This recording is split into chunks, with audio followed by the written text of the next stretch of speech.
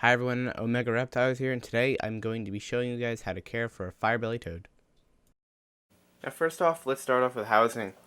Housing a fire-bellied newt, I suggest not having more than 2 in a 10-gallon tank, but I mean, you can also do whatever you choose. I have a 40-gallon tank here, if you've seen in my aquarium reveal. This is where I have my fire-bellied newts, toads, and my fish and frogs and everything. Also be careful with them because they do release toxins, so you might want to be a little bit careful with doing that. But I have taken the precautions to do that. I have 4 in this tank, and as I said, it's a 40-gallon tank, so it's perfectly fine, more than enough space. Actually like 2 to 4 really could fit in a 10-gallon. It really depends on how much land and water area there is. Now for a fire-bellied toad, you're going to need, as I just said, land and water. So I'm planning on getting more floating things soon. But currently I have this floating turtle dock, a lily pad, and some leaves back there in which they like to go on and stuff. And I also have that stick, which they can go on to be partly in the water and partly not. These toads are probably one of the easiest things to get. Very, very good for beginners. And there's really not much you need for them. All you need is a tank, and you need to feed them. That's pretty much it. Land and water, and there you go. You don't even need a light, but I mean, you're obviously going to want a light if you want it to look nice. You don't even need to put substrate on the bottom, but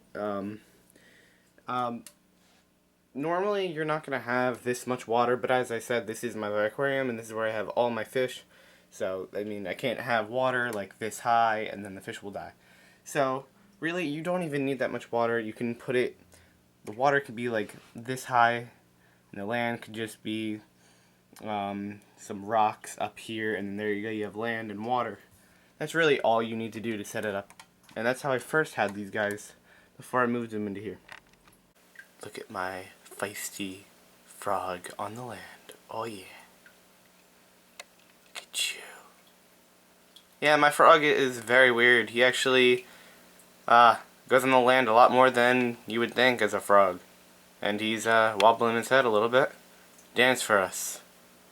Aw ye. Now feeding. Feeding them you can use either crickets or any type of worm really, but I use mealworms. Suggest not superworms because they're bigger and they also bite. I hand feed all of my animals, so I use these tongs. And if you're going to be using, if you're going to have a tank like mine, you're going to want to hand feed them. Just to make sure that they're eating and then that they're not, the mealworms and the crickets are not dying. Because if they die, then they're not going to get eaten, and then it's kind of a waste, and then they might not even be eating at all. So I suggest hand feeding, but you do not have to hand feed. And there's a beetle because I breed these guys, so I have a giant thing and whatever. But yeah, let's feed them. Okay. Now all of my toads are pretty much fully grown except this one right here that I'm about to feed. He or she, I should say, is the latest one I got. I actually got a little bit ago, and a little bit smaller than all the other ones, but still very good at eating and stuff. So you do not have to hand feed them, as I said, but I suggest it. Like one of my toads actually does that one. He does not want to hand feed anymore. For whatever reason, I try hand feeding. He just won't eat it.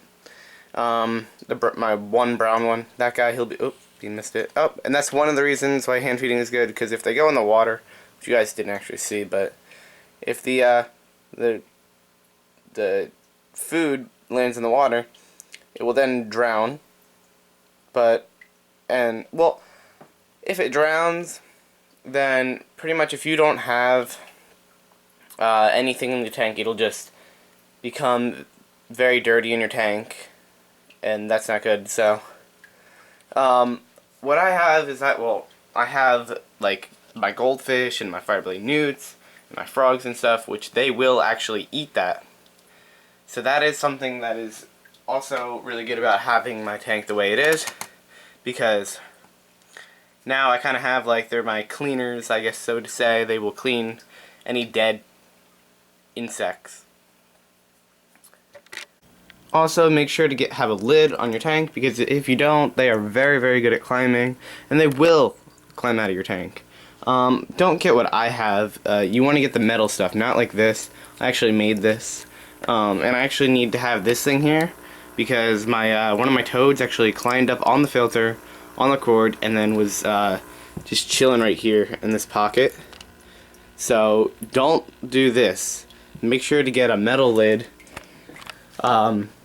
Sort of like this. You want a metal lid like this, and then you should be fine. So yeah, make sure to have a lid. Lastly, although it's not required, I suggest having at least a filter to keep the water from being dirty and such. If you have low water levels, you won't really need a filter too much. But having a filter keeps your water clean, looks good, and you don't have to really change your water as often as you would without a filter. Without a filter, you're going to have to change water like once a week, maybe even more depending on how dirty it gets. So with a filter, it'll keep it nice and clean, and you won't have to worry about that. So that is pretty much all you need to own a fire-bellied frog, or fire-bellied toad. Very, very simple. Definitely one of the easiest things to take care of. Really, really good for beginners to get started. And really, in a whole, they're pretty good animals to have. I suggest getting one if you don't have one and you're into the having frogs, fish, reptiles, whatever. So yeah, comment, like, subscribe, and let me know what you guys think of my fire-bellied toads.